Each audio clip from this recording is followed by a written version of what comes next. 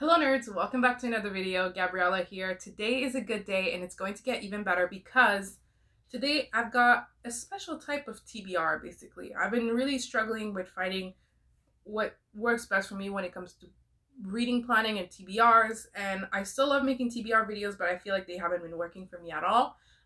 So I decided to, instead of setting a certain amount of books or a specific books for the month, I decided to do one for the season. So I took some books from my bookshelves, the one that scream most spring to me, as well as the books I'm most excited to read, and sort of weave that together to make it my spring TBR, sort of. So I'm very excited to talk about some of these books. Some are a long time coming, some are just brand new additions. It's just so exciting, and we got some really beautiful covers. You know, like spring is just such a beautiful season. It brings such a beautiful vibe to it. And so without further ado, let's get into it. But first, don't forget to subscribe and click that little bell icon so you can be notified of every new video, and let's get into it.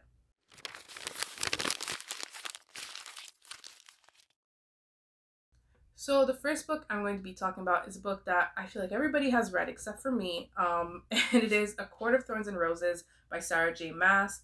I own, I think, the entire series except the newest one, Court of Silver Flames, I think, the one that came out last year. I own all the others, and so it is time for me to read them. I felt springy from the fact that it says thorns and roses and flowers blooming, spring. Although from what I've heard, it seems like it has very wintry vibes, but we'll see. It is kind of still feels like winter here anyways, so who cares? And it's just a book that I've been wanting to read for a really long time. I really want to be part of the gang. I really want to know what's going on in there. I did try reading it earlier, and while I was rifling through just now, I found my bookmark from then, so which is at page 20. Anyways, I'm gonna give this another go. I really want to read through the series, and I would love to read more of Sarah J. Maas. I would love to read the Throne of Glass series and the Crescent City series. I know very little about any Sarah J. Maas book, except I know there's Phase in it, and that's pretty much it.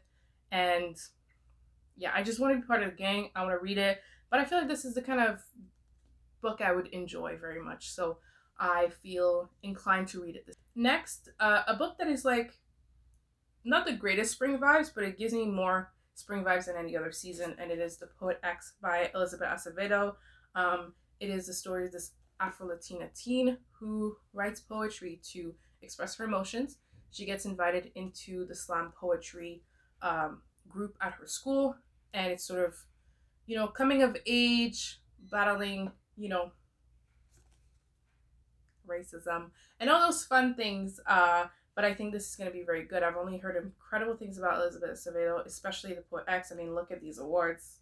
I mean, and it is also written in verse. I've read one other book written in verse before, The Black Flamingo by Dean Atta, and really enjoyed it. So hopefully this will be another love for me. It is not a very long book either. I mean, it's 350 some odd pages, but it's also written in verse. So honestly, it's like half that technically. So I think I'm really gonna enjoy it, and yeah, I think it's a nice, fun, light read for this brand new emerging season. Next, this one gave me both spring and summer vibes for two different reasons, but it is She Who Became the Sun by Shelley Parker Shan. This I've been wanting to read for a really long time. Well, since it came out, had I pre-ordered this?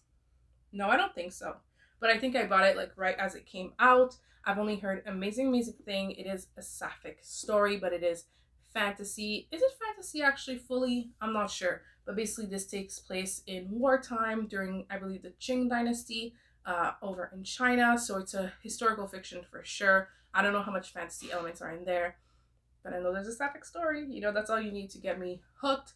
The reason why it gave me spring vibe is She Who Became the sun coming out, daylight savings. You know what I mean? Like, that's what I was going for. But at the same time, if I think sun, I also think summer. But it's been so high on my TBR for so long that I just have to get to it. And I also love this beautiful, outstanding orange cover. Orange is not very popular in covers, and I think it should get a revival. It should come back. There should be a color used more often. That green and purple. Love it. Love it so much. Next is a book that I've actually been saving for this season because I felt like it wasn't right in any other season. It did come out in the fall. It is Undersong by Kathleen Winter. I mean, her name is Winter, but we'll look past that. But this is the story of William Wordsworth's sister. This is a fictional retelling of the relationship between him and his sister Dorothy. This book would imply that Dorothy actually wrote all the stories that William Wordsworth released under his name. I don't know how truthful that is, but it would be unsurprising if it was truthful. And basically this is sort of like that fiction and living in that world with Dorothy writing and their relationship as brother and sister and him releasing her stories. So I've been saving this for spring, so I really, really want to read it this season. It is a must since I've been saving it that whole time. I cannot wait to read The Lakes by Taylor Swift while reading this. So there you go. Next, we have a book that actually has 0% spring vibes, but I've wanted to read for so long, so it's made it onto this list. And it is Iron Widow by Xiran J. Zhao. It has... This book, I have a long history with this book. I received the e-arc for it, didn't read it, and then I felt bad, and I knew I would really enjoy the book, so I bought it physically as well. But at least I have it on my Kindle and hard copies, so I can spring back and forth between the two. But this is sort of like a Pacific Rim style story. Basically, there are aliens past the Great Wall, and women and men are tasked with riding these mechas, which are kind of like these giant robots that fight the aliens. And it's about women dismantling the patriarchy, dismantling government. We apparently have a poly relationship. It is queer, I believe, as well. I mean, it has everything you could ever ask for. And it is also YA, and I've never heard of a poly relationship in YA before. So, very exciting. Can't wait for it to be my first. So the last few books I'm going to be talking about probably should all win awards for most outstanding book covers ever. But the first I'll be talking about is Daughter of the Moon Goddess by Su Lin Tan. I mean, you don't have to wonder why I get spring vibes from this. I mean, this is the UK cover, by the way. I went out and bought this from Book Depository. Actually, I forgot that I bought this at Book Depository. I had pre-ordered it and totally forgot about it until I reached my doorstep in January. So that was really fun. Love a surprise from past me. I mean, current me paid for it, but still. This is a chunker of a book, but it is beautiful and the story sounds so amazing. But it is basically a retelling of the mythology of the moon goddess.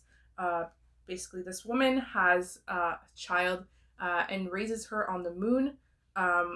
Unbeknownst to the daughter, though, the sort of celestial kingdom is looking for the mother because she stole an immortal potion. So it's about the daughter having to leave her life on the moon and going to the celestial court to become stronger and try and save her mother from the emperor. Sounds like a very interesting story. Sounds very fun. Cannot wait to delve into the magic system of this book. I believe this is a YA as well. I'm not fully sure, but I'm going to enjoy it either way. But look at this. Look at the foiling of it. Like, isn't it? This is a standard edition. Like, the US edition is also incredibly stunning. But I felt a kinship to the UK cover. Like pink end pages, like cherry blossoms, spring, hello. And the hardcover is my favorite color, dark green. So it had everything I needed for me to go out of my way. Well, not really go out of my way. Book Depository is a very accessible way to get books. But yeah, I needed the UK cover for obvious reasons. But I'm very excited about this book. I am a little bit scared because it is a bit chunkier. I mean, it's like 500 pages. It's not like crazy, but for someone who's been coming out of a reading slump, sounds crazy to me. Okay, so anyways. Next in the beautiful cover department, we have Small Favors.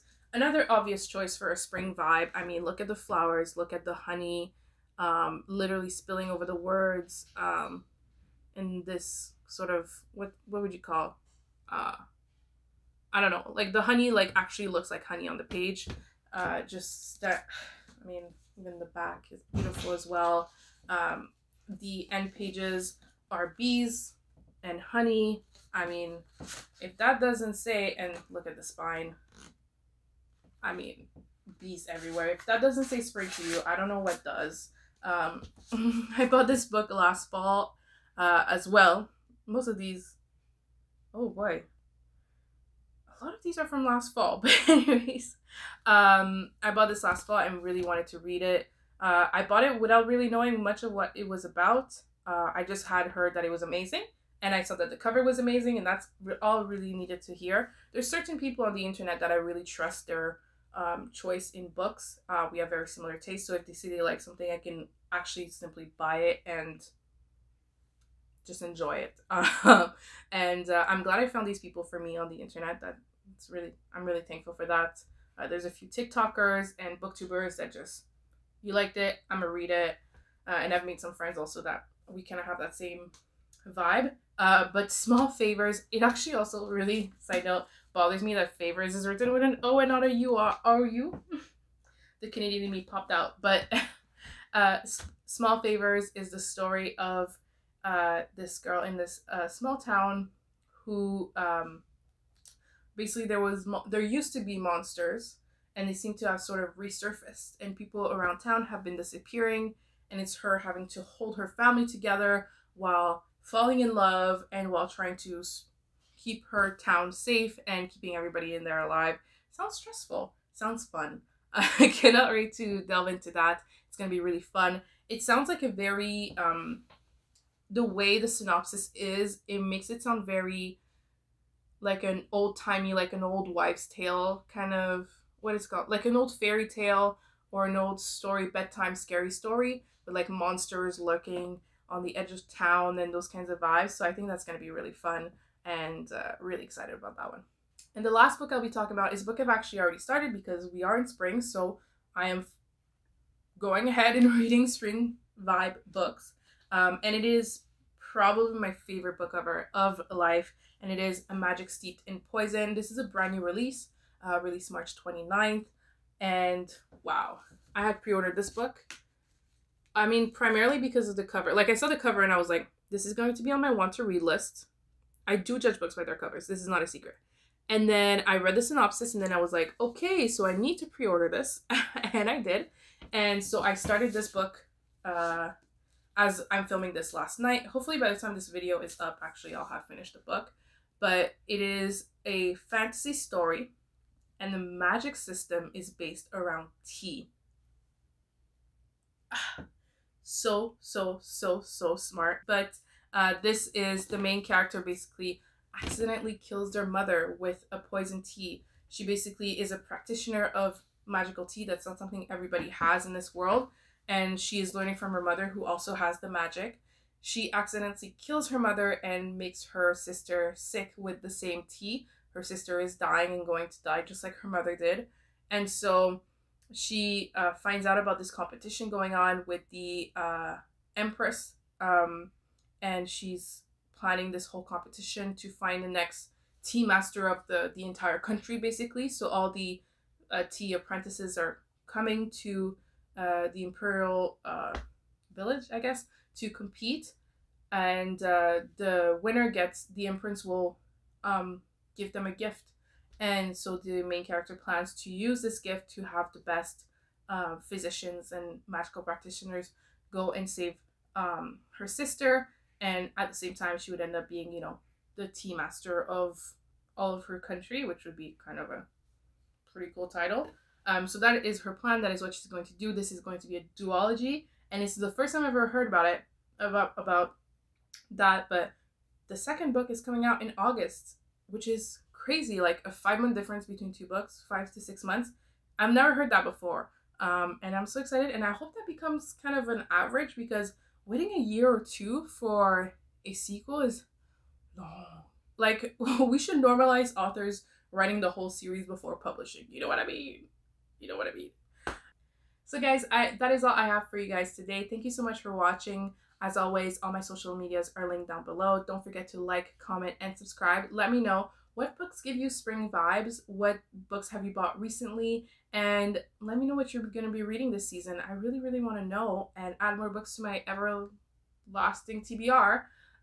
If you want ways to support this channel, as always, my book outlet referral code, my Ko-fi for donations, and my Amazon wishlist are linked down below if you want to help support this channel. As well as the affiliate links for all the books that I mentioned today will be linked down below. If you buy any of these books using my links, I will get a little bit of a tiny percentage of the commission, and no extra price to you. So thank you so much, guys, for watching. I will see you very soon in another video. Bye bye.